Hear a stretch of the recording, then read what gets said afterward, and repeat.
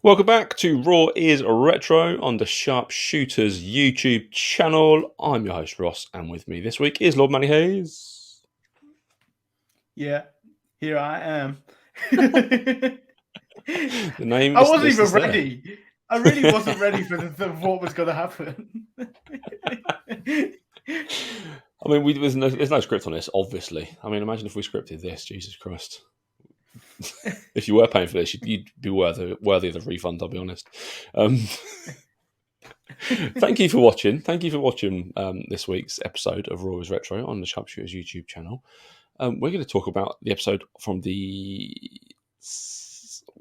When are we in now? In July, aren't we? 6th of the 7th, which is actually my wife's birthday. So, She doesn't watch this. No. I mean, I might celebrate her birthday with her by letting her watch this episode. No, I shouldn't do that, should I? It's grounds for divorce, I feel. So I've just been distracted by a message I've just got on my phone. My daughter saying, "Can I have £20 or else I'll kill you?" So I mean that's nice, isn't it? She's 8 years old, by the way.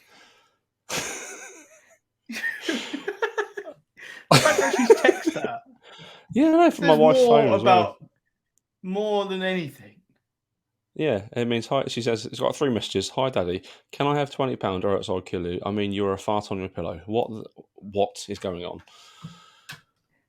So you've been threatened with pink eye and death, or else. Yeah. Have you thought that your child might murder you at any point?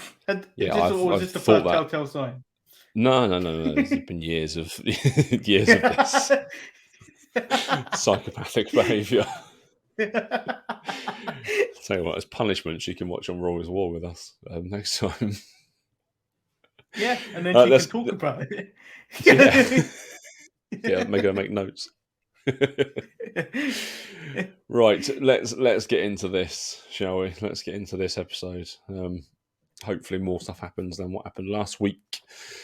We start the show with Austin is in the ring with his title. It's how we start most shows. It's just setting up the main event of Fully Loaded. Yeah, and basically these two tried to go into business for themselves. Vince gets pissed. He's like, "Nope, the inmates do not run the asylum. I run the asylum." And he hasn't decided who's the number 1 contender. He will decide later in the night. Yeah, fair enough. I mean, it's a really random opening segment, but it creates a little bit of chaos, I suppose. As Austin chases McMahon out to end the segment, it's just wild. And then we get our first match. I mean, here we go, Brackus. Remember Brackus? No. And I don't think I'll ever see him again. There was a hype video for Brackus in July of 1997. This is his debut in July 1998.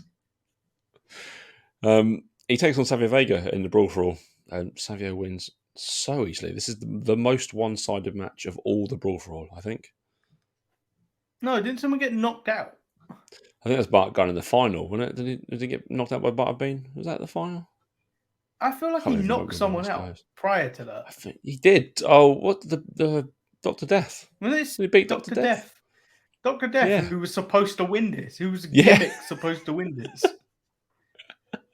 Imagine not booking this for the man, your big star you're bringing in, supposed to win this tournament of how hard he is. I know it's supposed to be real, but at least tell one of the guys to take a fall or something. Jesus Christ. Because you just completely ruined Dr. Death Steve Williams, who was a massive star in Japan. But yeah, Savio wins with so much ease. Our first real match of the night is Ken Shamrock versus Jeff Jarrett, which I feel like I've seen before. If you can call it a real match. Yeah, nothing really happens. There's the edges in the crowd. There's a lot of sleepers. And then King Mabel runs in. Yeah. A man completely out of time, King Mabel. What is he doing here with this gimmick at this time? This is a 94 gimmick. You're 4 years out. No, King Mabel wasn't at 95 because Owen won in 94. Oh, yeah. '95 is a like dark side WWF, isn't it? It's a very bad time to be a WWF fan. Yeah. I remember that era. Jesus Christ, the Diesel era. Why is Mabel here? Is he just pissed because someone else is the king of the ring now, even though it's 3 years later? I'm There guessing should be so. 2 other kings. Yeah. But he's showing his early. He's dressed as his early Viscera form. Yeah. In this run-in. It's weird that he was around so long ago, and then we still got Big Daddy V up at what, about 5 to 8 years ago, roughly, I think. Yeah. Yeah, Jesus. He's around for a long time for a man that could not wrestle. He moved better than Mark Henry for a big guy. He did, true. Yeah. Your hate for Mark Henry is one of my favourite things on this podcast. He's so slow and useless. If we're doing this for long enough to get to the Hall of Pain era, I want to hear you come around to him, because he did have some good matches in that. Some good matches. Some. You can count them on your hand. Yeah, one hand as well. We get Michael Cole in the back with Ken Shamrock. Shamrock wants Mabel tonight. If Mabel's any kind of man, I mean, there you go. Big call him out there, Ken. Obviously, Mabel is a man. He gets the match later on with Ken. We get Vader versus Bradshaw, which is it's everything you would expect. This match, it's what two big men do. Yeah. It feels like there's no script for this episode of Raw. It feels like people are just doing whatever they feel like, because that's the second run of that's 2 matches. more evident when Paul Ellering was allowed on commentary in the next match. I don't know what the hell he's talking about. Yeah, I mean, yeah, we get that straight away. It's the DOA with Paul Ellering, his new charges, taking on the Headbangers. Ellering was around not long ago, wasn't he? With who is he with? Authors of Pain. Where have they gone? Where did they go? They're doing their own thing now. They're not really. They haven't wrestled for a while, and then they're doing their own thing. I think their first. I liked them. They're booking their own thing in the UK. Oh, okay. But that may have happened or hasn't happened by the time this comes out. It's going to be terrible, isn't it? Or probably was terrible. One of the matches is Nia Jax versus Lana. Wow. Okay. That answers that question. I mean, this is a terrible match. It's the DOA versus the Headbangers. Again, much like the previous match, it's exactly what it says on the tin this match is going to be. It's awful. Yeah, I kind of tried to skip forward this. I didn't really want to watch it. Yeah, I'm assuming the DOA win because they've got a new manager and a big push. Great. Terry Funk versus D'Lo with the Godfather. Godfather looking more and more like the Godfather we know each week now. He's got a big, massive gold chain on this week. Yeah, and then chest protector D'Lo. Yes, I like it. We're getting into the D'Lo's fun. I like D'Lo. He has a really, really good match at SummerSlam. Yeah, and then we also had Terry Funk trying to kill himself. Yeah. Funk seems lost, doesn't he, at this point? He's not doing the stuff. Well, he did an Acai moonsault to the outside. Got more of the rail than he did D'Lo. And he's an absolute lunatic. And then he also does another moonsault. I was like, how is this man doing this? Yeah. It's a very impressive moonsault as well for a man of his kind of age. And shape as well. He's not a regular moonsault kind of guy, is he? But he doesn't look like someone that should be flipping. Is what we should really be hinting at. Yeah, that's what we're getting at. Yeah, I mean he does a good one as well. To be fair to him, but yeah, D'Lo hits the lowdown. I always love the lowdown. Yeah, and then Undertaker comes out and kills everyone. Yeah, because Kane and the Mankind have done it, so Undertaker's got to do it as well. That's how we end. The end of Raw is War. We get straight into the War Zone with another in-ring promo where Mr. McMahon comes out. What's Mr. This is to announce number 1 contender, isn't it? Yeah. But he doesn't name just one, does he? He names all three. Names 3 number 1 contenders. Brilliant. To have a match. Yeah. I mean, yeah. He calls Taker evil at one point, which is quite nice. Yeah, we have a triple threat match. to decide the number one contender. Spoilers: Fully Loaded, we get a tag team match headlining the show. We don't get a one-on-one match. Somehow, Undertaker becomes Stone Cold's partner. So, yeah, we'll get to that in a couple of weeks' time. Yeah. We get another Brawl for All match. Road Warrior Hawk versus Road Warrior Darren Drozdov. Yeah, this is awful.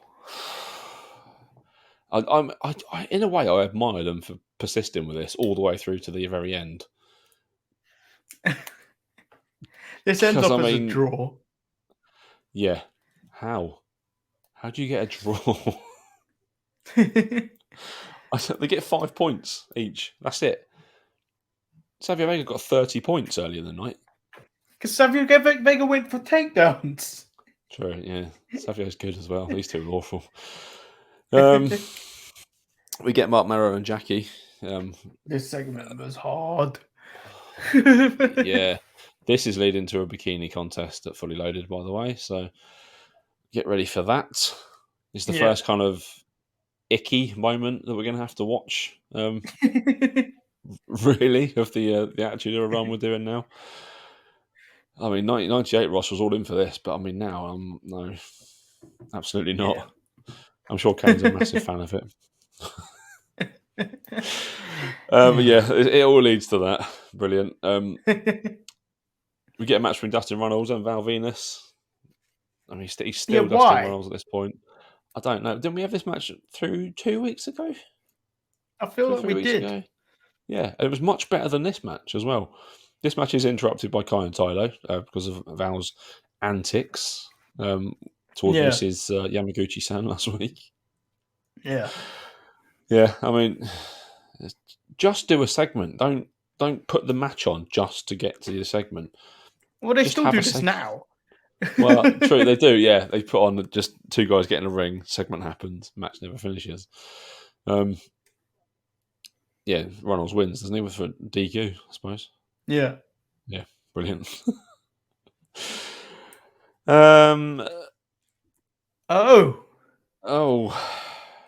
It was cut out. I forgot. I didn't actually notice this. Yeah, I've only just remembered this now looking back at this recap because it was not on the network. That was a smooth cut as well. I did not notice that. Yeah, so on the network, it goes straight what we into missed the match. Was what we missed was DX coming dressed up as the Nation.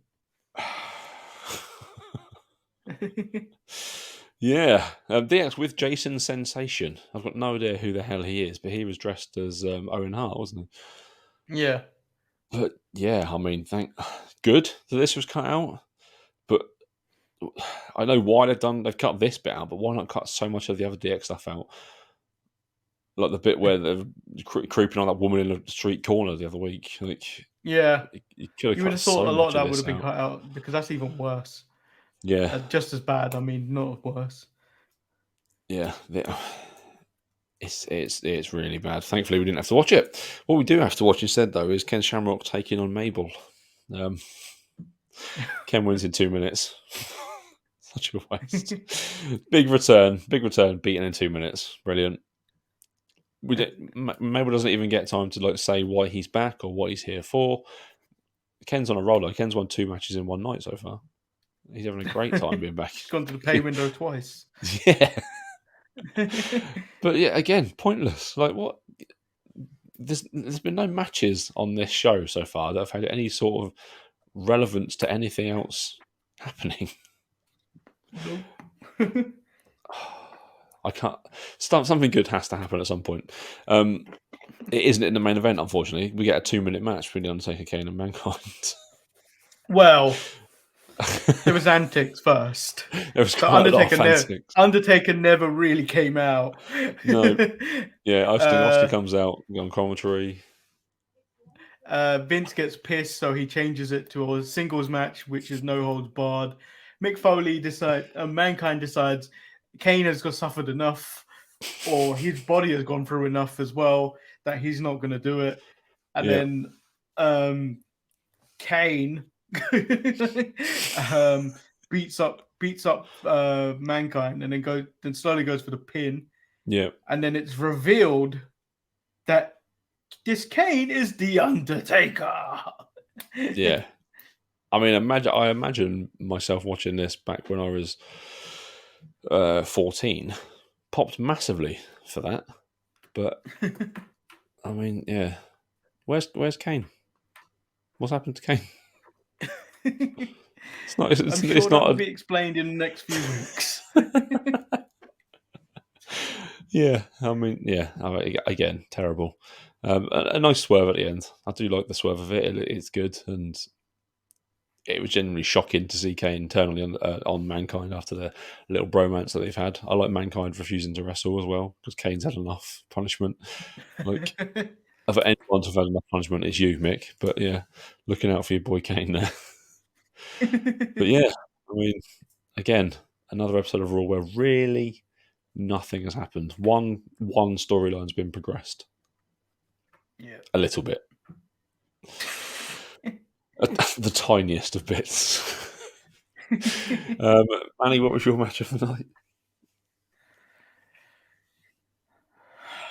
Oh. I'm going to go with Mine's Terry Vader Funk Bradshaw. versus D'Lo. Oh, I'm going okay. with Terry Funk versus D'Lo. Nice. Mine's Vader Bradshaw because it's just two big hosses beating the shit out of each other. Funk versus D'Lo was good actually as well. I like D'Lo. I like D'Lo a lot. And yeah, I'm a big fan of the Lowdown. Yeah. Your MVP for tonight? I'm going to surprise you with this one, Ross. It better not be King The Mabel. editor who removed the DX segment. Yeah, he deserves a medal, to be honest. He deserves an MVP award because, yeah, cut that out. Burn all the evidence that it ever happened. It doesn't belong in 2022. I mean, it didn't belong in 1998, to be honest, but No. he got away with it. My MVP for tonight, Savio Vega. He battered Brackus. Battered him with ease. One of the underrated people of this era for me, Savio. He had some good matches. I mean, it wasn't a good match. Brackus is awful, but he did his part anyway. So there we go. That is another fun-filled, thrilling episode of Raw. If you've watched along with us, please leave a comment below. Let us know that you're suffering through this dry period, shall we call it, of Raw with us. Yeah. But nothing really happens. But if you are watching, thank you. Make sure you liked the video. Make sure you subscribe to our channel, which is at The Sharpshooters, which you should know because you're watching the video. Just press the subscribe button. Press the little bell if you want. That's what I do. I get a notification every single Tuesday, Thursday, and Saturday, and Wednesdays. Actually, every night, almost. Just Mondays. We need a Monday show as well, just for some more work on your plate. No, I don't need more to do. But yes, hit that little bell. Hit the bell. We need to make some fancy graphics. All the other YouTube channels have the little bell appears and a little ding goes off. Yeah. Can we do that? Can we pay someone on Fiverr to do that? Because we can't do it. We have to pay someone to do that. Yeah, well, someone buy a T-shirt from us and then we can get the graphics. All right. But yeah, Manny and Marcus will be back on Tuesdays and Thursdays. Manny, Marcus, and Eric will be back on Wednesdays, and Jamal and Marcus are back on Wednesdays. It's a busy schedule here at the Sharpshooters, and we're back every Friday. So make sure you are subscribed. Follow us on all the social medias. You can follow us at the Sharpshooters pretty much everywhere. Join the Midcard Mess. Like us at Sharpies Network on Twitter. We're Instagram. Email the show, thesharpshooters@gmail.com. I mean, there's so many places you can find us, but YouTube is the one. So like, subscribe, share, do all that good stuff. Until we're back with another episode of Raw is Raw, when we were hurtling towards Fully Loaded. No, what we're hurtling towards, people, is choppy pee on Raw. So you need to make sure you watch that episode because it's going to be a good one. Yes. Yeah, that's one that kind of stands out in the history of Raw, isn't it? And that's coming up really, really soon. But yes, until then,